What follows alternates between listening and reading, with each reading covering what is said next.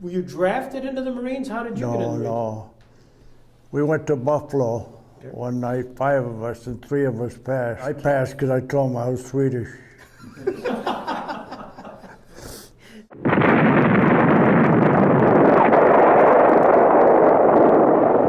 December 7th, 1941, a date which will live in infamy. I remember that day. It showed a lot of it. Japanese coming over and stuff like that, see. When they took it to boot camp, that was Parris Island, see. And matter of fact, we were 3 from Jamestown, and they separated us. They didn't want us near each other. I went to North Carolina, had training on how to shoot a flamethrower or something like that. One of them, lot of weapons out there, see, and they showed you'd get afraid of them when you looked at them, but you had to get used to it, see. Mm-hmm. That was it. We formed the 6th Marine Division in Guadalcanal. The 6th Marine Division was a United States Marine Corps World War II infantry division formed in September 1944. Well, we got aboard a ship, see. We were about 100 guys, and we got aboard ship. And it was a peacetime ship, and they used it during the war, see. And they took us out in the island, because I remember going down on the rope, you know, to get out. You got to climb that rope down, and they let us out, and then they left us. The thing that made me wonder, we stopped in one island out in the Pacific, and it was all black, see, they were playing cards and stuff like that. And I asked the guy, how long have you been here? He says, 5 months. I said, what are you guys doing here? He says, I don't know. They never moved them. What we were trying to do was get as close to the Japan as we could. We're taking another island, a sunny dot in the far Pacific, half round the world from home.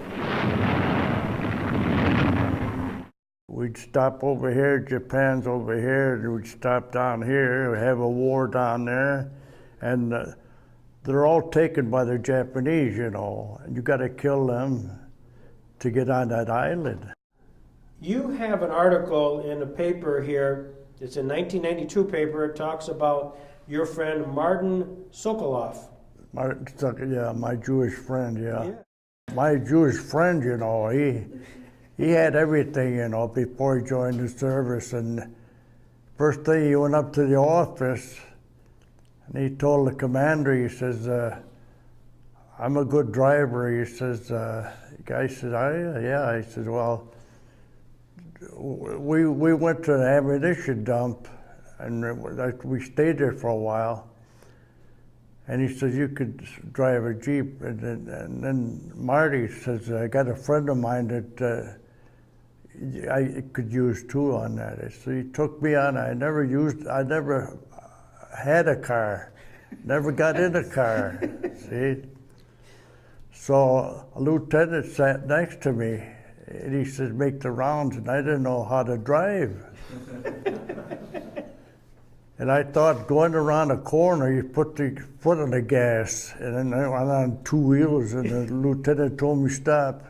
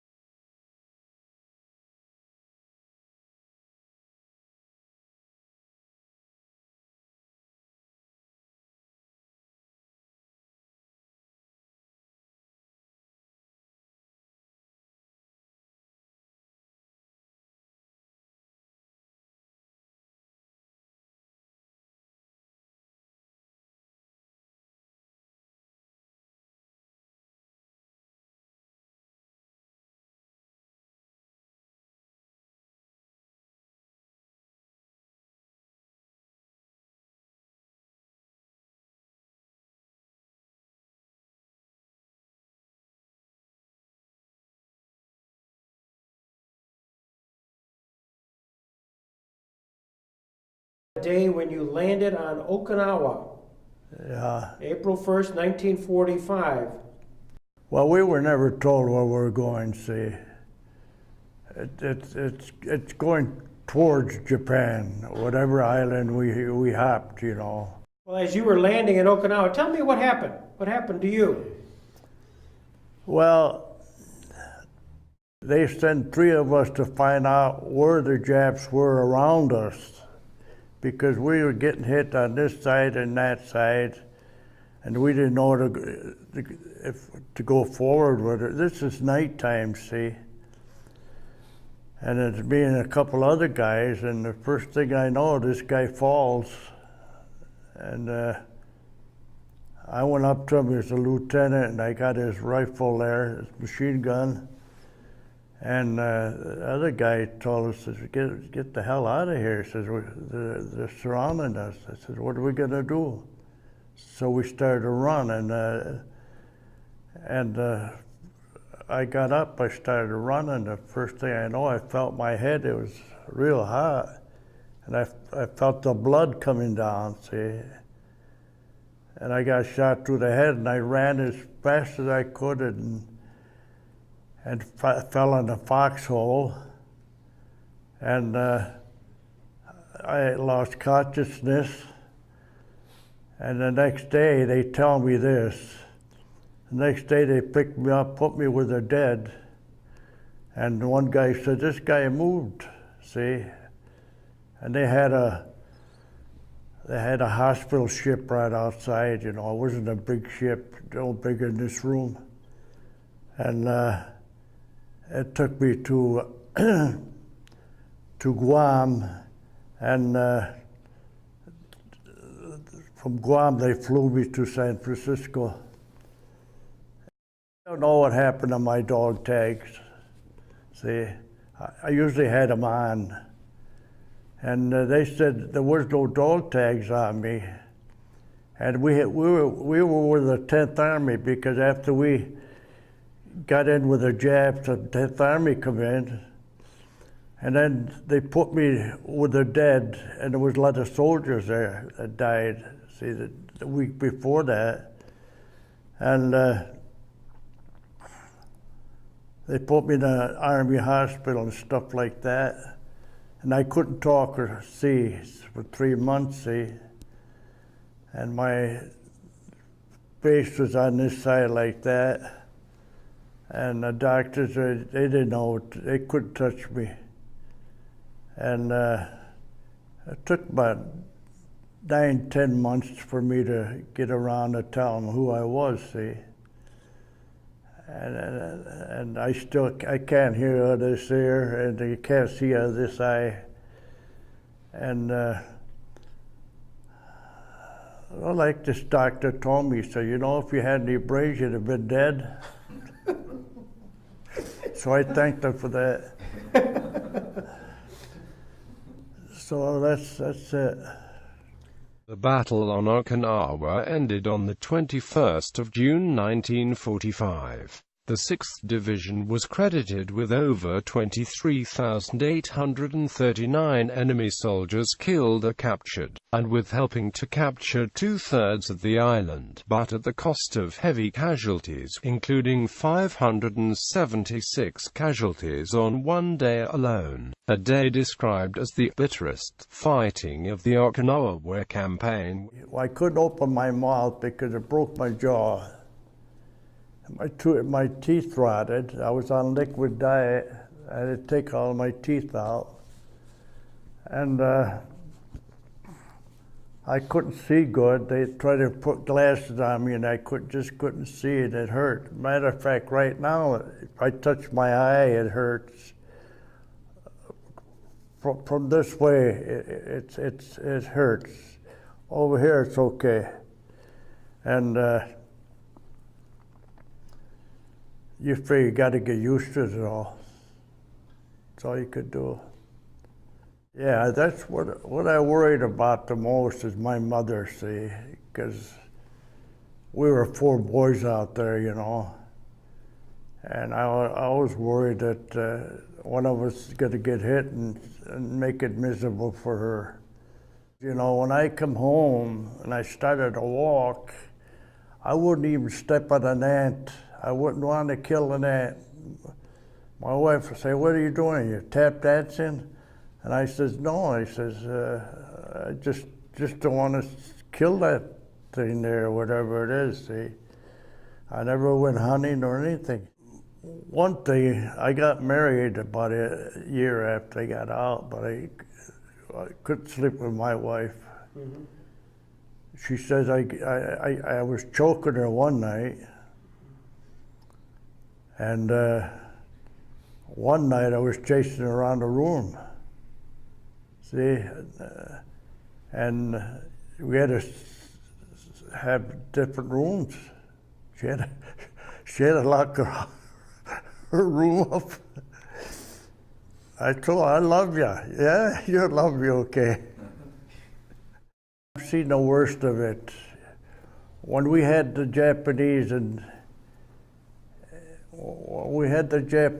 one island, you know, the worst thing I've seen, they got in a cave, and some of the soldiers got in there too, and they had women and kids in there. And we had an interpreter that said, "Come on out." And they wouldn't come out. So they used a flamethrower in there and it killed everybody. See? And then we posted it one night. We had to sleep right side of the path there. And we posted it in Japanese there that don't go this way, because see, the people that lived there wanted to get on our side so they wouldn't get hit, see. But at night they'd crawl over there on our side, and we started to shoot. Because all day long, before that, we told them, "Don't go this way. Stay that way for a while," see. And that was a sight to see, that we couldn't help that. Kill a lot of kids.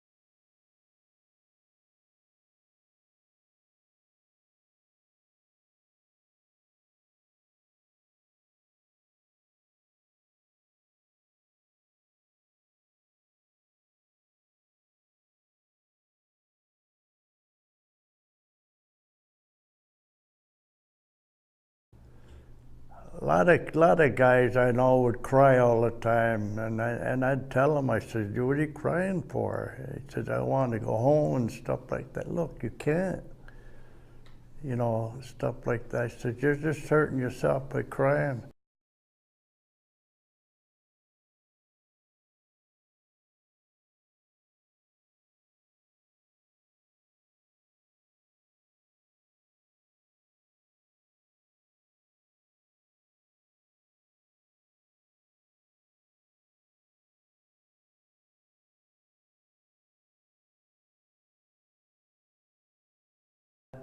And thank you for your service, and we appreciate you sharing your story. Thank you.